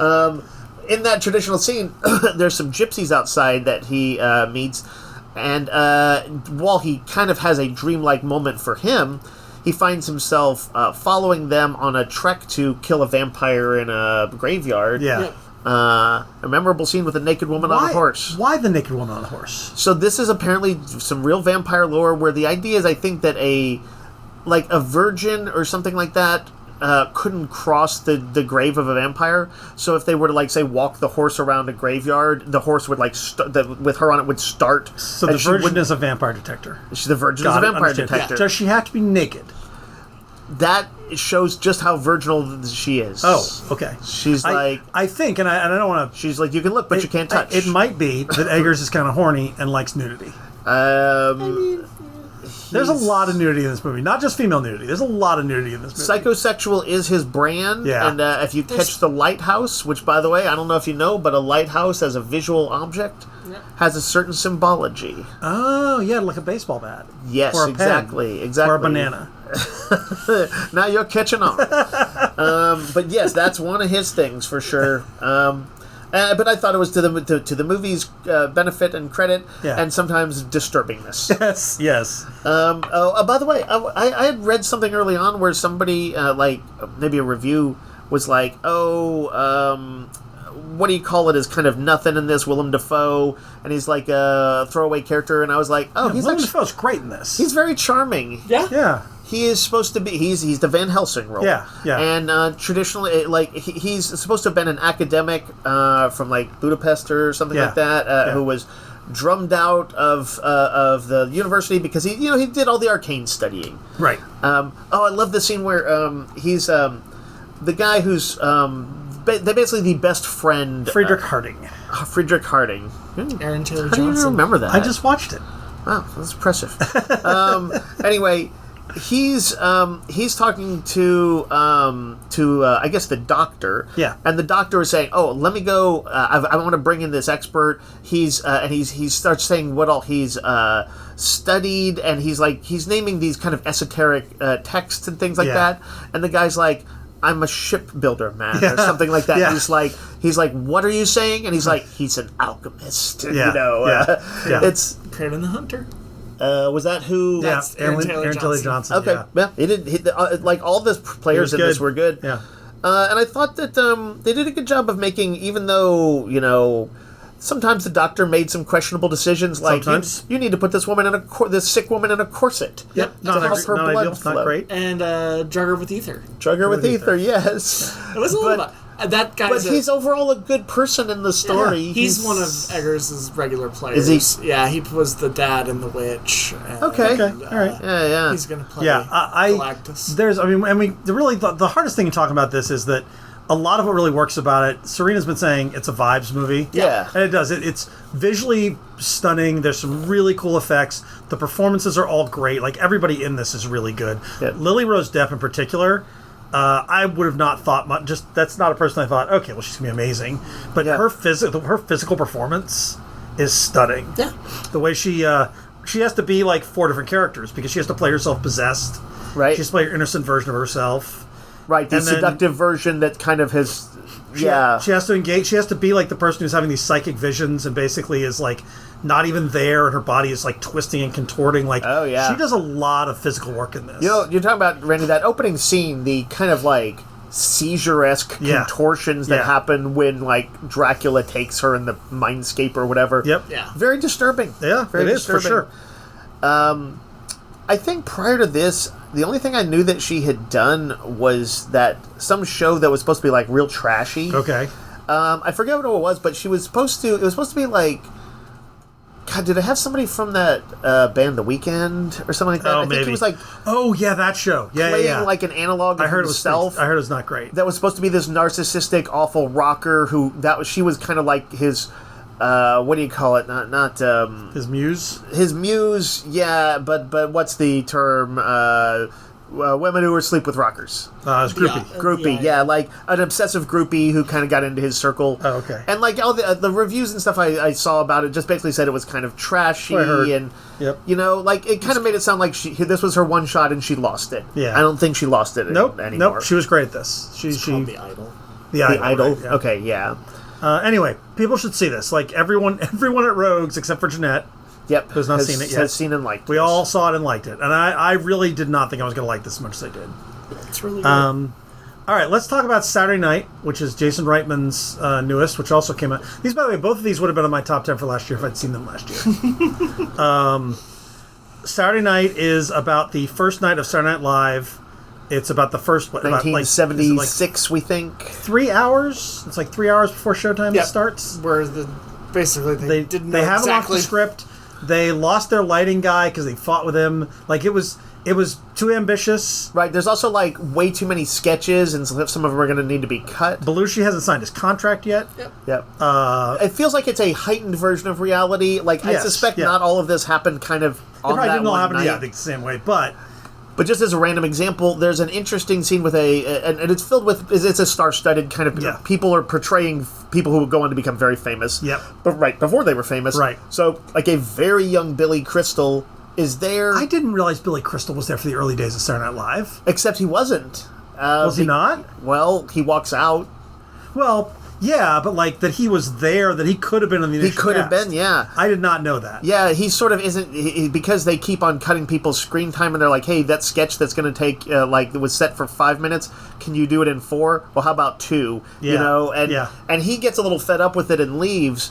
And that's just one of the interesting little side stories is like... There's so much story in this. Right. It was a real thing. But at the same time, it's also like...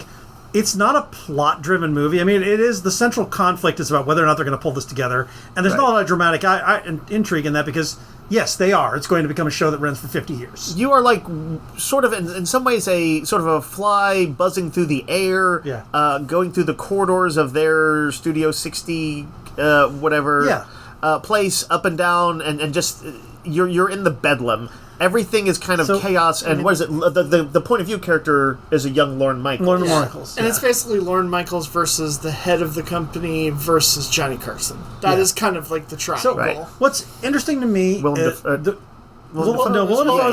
Dafoe is the head of talent, but there's also his buddy Dick Ebersol, who is the executive, who is like his friend, but also the executive. He's trying to be the go-between. But Willem Dafoe has like... Willem Dafoe is definitely... is the guy calling the shots in a lot of ways. So, I did not expect to like this as much as I did either, because I like Jason Reitman, but I was like, again, I know how the story ends, and I'm not a big Saturday Night Live fan, so much as I have a fondness for it, like I don't really care about what happened on the first night of Saturday Night Live. But the cast is so good at embodying the young versions of all these characters, even though I've never heard of most of these actors. I think all these actors will be in a bunch of stuff and I'll start knowing them. I'll be like, this is where I first saw them. But like the guy playing Chevy Chase plays him as like this arrogant piece of shit that I'm like, oh man, that's Chevy Chase. Like I didn't know him then, but to look now I'm like, yes, of course that's Chevy Chase. Yeah. And their Al Franken is dead on, like scarily dead on. Their Lorraine Newman, like all their characters are perfect. Mm-hmm. But the guy playing Dan Aykroyd was quite good. The guy playing Dan Aykroyd was really good. He's been in a bunch of stuff. I didn't know that Lorne Michaels and his wife, that whole thing with Aykroyd, I don't know if any of that's true. I think it all is. the basics are here. So Lorne Michaels is he technically married to her still? At Yes, the time they're of this? married. So his wife on this is one of the writers. Mm-hmm. And she's kind of the one who, like, he's the people compare him to Kermit the Frog because Jim Henson's also in this. And I'm like, oh man, he is kind of the Kermit the Frog of this Muppet Show, trying to wrangle the chaos. But she's the one who's like everybody talks to her and trusts her, and she's a little more grounded than he is. Right. Lorne Michaels is the genius. He's a little detached. Yeah. I mean, if you told me Aaron Sorkin wrote this, it would have made perfect sense, because he always has this dynamic between his two leads of like, one's the chaotic one, one's the grounded one, and they bounce off each other. Yeah. The unique thing about the relationship is it seems like they are amicably separated, but still and professional colleagues, but that the marriage is kind of more or less ended, to the point where she's like dating Dan Aykroyd, and he's like, oh, are you gonna go home with him tonight? And he's like, it's okay if you do want to, and then there's a question of what even her screen credit is going to be. Is she going to use his last name or his hers? last name or hers? And I will say, I did not like this, I think, as much as you guys did.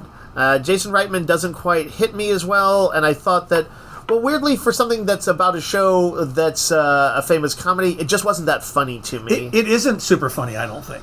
Did you find it funny? I think there are elements that are funny, but I think overall it's supposed to be kind of a dramedy. Yeah. Yeah, but I felt like its kind of humorous moments don't land as well as I'd like. And I guess I didn't find it funny, but I didn't find there to be a flaw in it. I found it charming. I also felt like the characters were a little caricature-ish. Not that you can like dive into all of them, but I don't know. It seemed in the same way that Lorne Michaels seemed a little detached. Yeah, and I never quite felt like I knew what his deal was, other than he seemed to be good at finding talent, but I didn't know like why he had any particular genius for it. It just seems like he had done it. Yeah. And I kind of wanted to know a little bit more of, well, you know, he seems to work well with these people, but like I never saw like whatever genius he has. I don't know if I could say what it was after watching this. But I was intrigued the whole time and liked getting the behind-the-scenes history, even though I kind of like you, I was like, I didn't particularly think I wanted to. Yeah. You know, like SNL kind of was a part of my childhood, and I've revisited off and on ever since. I know that everybody is always like, you know, SNL died in pick whatever your favorite was. Yeah. But, like, you know, Randy, you and I revisit that stupid Sumpin' Claus video. I see something every year from Saturday Night Live all the time. The nature of a live sketch show being done every week is that like 90% is going to be trash. Yeah, it's like anthologies and comics. Like a lot of it's going to be trash, but good stuff's going to come out of it. David S. Pumpkins hit everybody about 5-6 years ago. There's always going to be something. That's what a live sketch show should do, is occasionally generate something that everybody loves. Yep.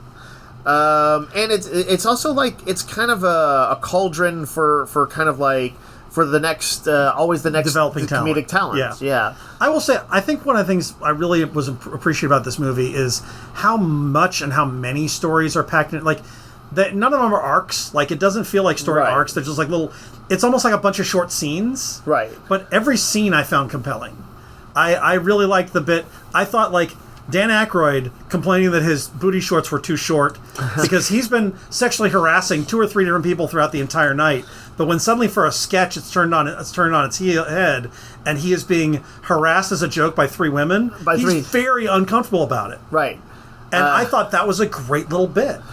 Right. Except I agree, although it was just kind of just played for comedy. They didn't never dive a little deeper into it. At the end of it, Lorraine Newman says something about like what does he call himself? A male, not a male prostitute. It's a male scamp or like something. Yeah. He says something about it. Basically, he's playing off that he's a male slut.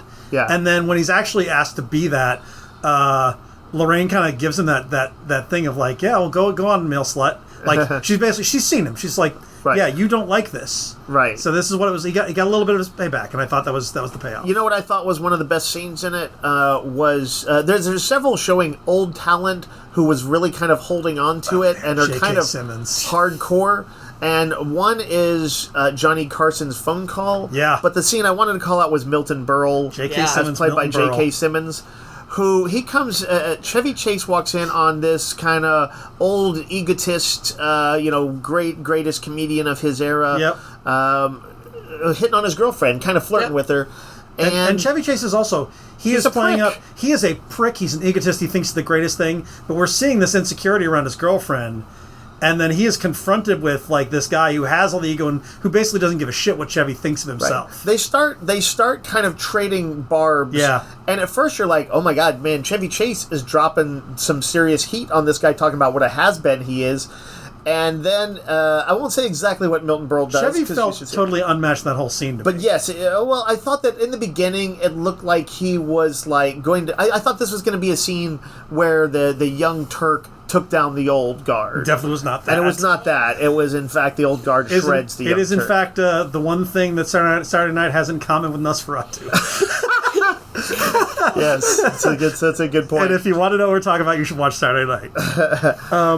I thought playing Belushi as he's almost an animal, like they're trying to contain him. I thought the guy who played both Jim Henson and Andy Kaufman was great. Andy Kaufman, I've never gotten Andy Kaufman. I've never been a fan of Andy Kaufman, but like the way they play him here is almost like this child wonderkind. Well, yeah, the deal is, I guess he wouldn't break character, and he is playing there, I believe, a version of his character, like his kind of wacky foreigner Latka on Taxi before it became refined on Taxi. Yeah. But yeah, he like doesn't break character. As far as I know, like that's not who he actually was. No.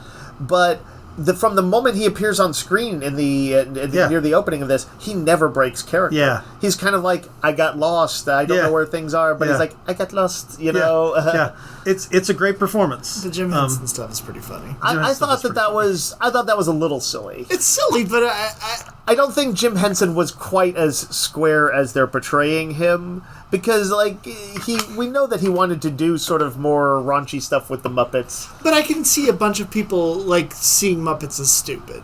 And basically being... I just felt it was like a little one note, perhaps. I also want to say that the person I was surprised by, a character I don't know, Michael O'Donoghue, who was one of the writers and also a performer, I guess. His fights with the censor lady were super satisfying, and I loved that character. I thought he was great and obnoxious and a really fun. There's a lot of funny scenes of them messing with the censor lady who's going through the script, which is being written as on the fly as the hour showtime approaches, and she's like, what exactly is a golden shower? And they immediately bluff some bullshit answer of like, oh, it's just when, it's what is it like when people do yoga and they face the sun, they feel the golden shower wash over them. Yeah. He's like, I probably had a golden shower like 40 times in my life. Anyway, I don't know. I know it didn't land for you. I expect this to be where I was, and I know I've seen a lot of people who didn't like it. Yeah, like actively didn't like it. It sounds like you liked it okay. I did, and I do think that people like, if you were in all of that era or like sketch comedy and kind of are interested in how it came out, I would say to give it a try, because it's probably more interesting than you think it's going to be. I really love this. This really worked for me. The chaos of it all. The amount of story they packed into a really small place, all the character performances, I was really, really taken with this in a way I did not expect to be. And I thought the way it all came together at the end... Oh, we didn't even talk about Garrett Morris. Yeah. The guy playing Garrett Morris was great. The payoff when they brought in... I'm sure this didn't actually happen the way they brought in the Kill All the Whiteys I See song. Yes. But that is... I was delighted to see that turn up. There's, by the way, for people who know early days of SNL... There's glimpses of many of their iconic sketches or the formation of them in the making. Again, probably not. The timeline did not line up with that. There are MCU level Easter eggs in here for Saturday Night Live fans. Right. But the sketch they do at the very end is funny. Yeah, it is. Right. So and for people who don't know, he was one of the black comedians on there who had like kind of a classical training. Yeah. And was not quite sure what he was doing here. I didn't realize that. He felt like he had been pulled in to play stereotypical black guy roles. And was kind of upset about that, but also just kind of, what am I doing? But he gets some great scenes in this. I thought this was a fantastic movie, and I'll be looking for all these actors and various things. So they all did a great job of a really tricky bit of like bringing these people to life. Is it your favorite Jason Reitman?